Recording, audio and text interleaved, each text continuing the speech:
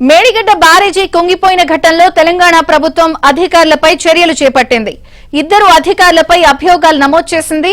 కాళేశ్వరం ప్రాజెక్టులో మేడిగడ్డ కుంగిపోగా అన్నారం, సుందిళ్ల బ్యారేజీల్లో భారీగా సీపేజీలు బయటపడ్డాయి. ఈ 3 బ్యారేజీల వ్యవహారంపై ఇప్పటికే విజిలెన్స్ అండ్ ఎన్ఫోర్స్మెంట్ విచారణ చేపట్టి పలువురు అధికారులను ప్రశ్నించింది. జస్టిస్ పినాకి చంద్రఘోష్ కమిషన్ కూడా విచారణ జరుపుతోంది.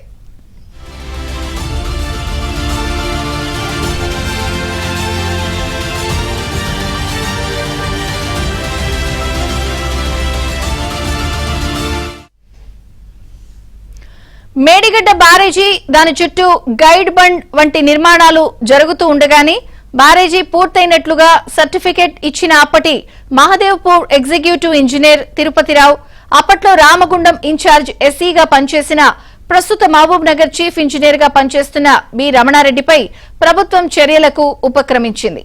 మేడిగడ్డ బ్యారేజీ, దాని అనుబంధ పనులు పూర్తి కానప్పటికీ అయినట్లుగా తిరుపతిరావు సర్టిఫికెట్ ఇవ్వగా దానిపై రమణారెడ్డి కౌంటర్ సంతకం చేశారు. పనులు పూర్తవ్వకున్నా అయినట్లుగా ఎలా సర్టిఫికెట్ ఇస్తారని జస్టిస్ పీసీ ఘోష్ కమిషన్ ప్రభుత్వాన్ని ప్రశ్నించింది.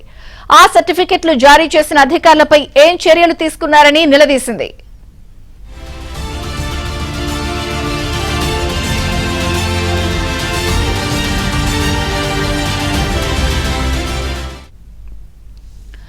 మరోవైపు అధికారుల తీరును విజిలెన్స్ అండ్ ఎన్ఫోర్స్మెంట్ కూడా తప్పుపట్టింది. దీంతో గత జూన్ 3న ప్రభుత్వానికి నీటిపారుదల శాఖ ఈఎన్సీ జి అనిల్ కుమార్ లేఖ రాస్తూ నిర్మాణ సంస్థ ఎల్ఎన్టీకి కంప్లీషన్ సర్టిఫికెట్ ఇచ్చిన ఎగ్జిక్యూటివ్ ఇంజనీర్ తిరుపతిరావుతో పాటు దానిపై సంతకం చేసిన రమణారెడ్డిపై చర్యలు తీసుకోవాలని ప్రభుత్వానికి సిఫారసు చేశారు.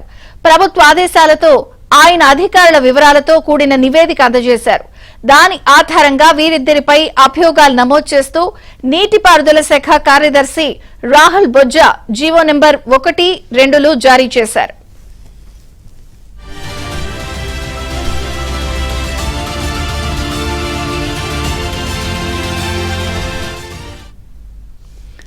అభియోగాలు నిరూపితమైతే అధికారులపై తీవ్ర ప్రభావం పడుతుంది. ప్రభుత్వ ఆదేశాల ప్రకారం 10 రోజుల్లో సంజాయిషీ ఇవ్వకున్నా, వ్యక్తిగతంగా హాజరు కాకపోయినా కఠిన చర్యలు తీసుకుంటారు. వీరిపై అభియోగాల ప్రభావం తదుపరి పదోన్నతులపై కూడా ఉంటుంది. సస్పెన్షన్ కన్నా ఆర్టికల్ ఆఫ్ చార్జెస్ తీవ్రతే అధికంగా ఉంటుంది. సస్పెండ్ అయితే 6 నెలల పాటు పని చేయకున్నా సగం జీతం పొందుతారు. అదే అభియోగాల నిరూపణైతే ఇంక్రిమెంట్లలో కోత పడుతుంది. అంటే విధుల్లో ఉన్నంత కాలం వేతనంలో కోత పడుతుంది.